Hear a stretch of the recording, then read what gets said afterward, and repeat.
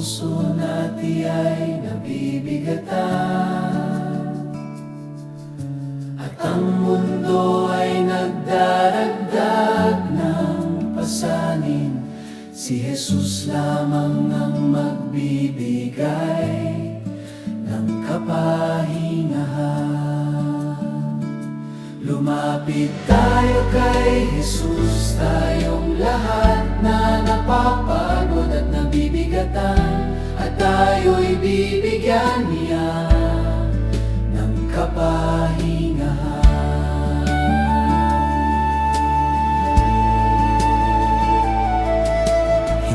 Po kami umaasa sa sarili naming lakas, Ama.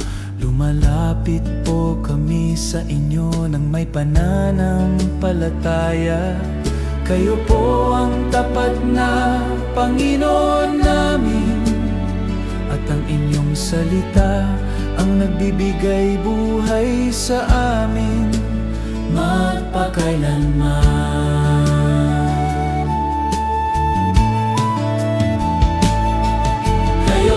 Jesus ang tubig na buhay,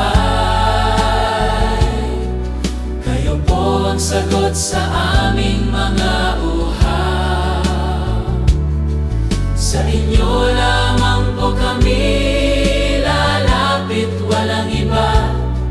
Sa inyo po lamang kami mabubusog na.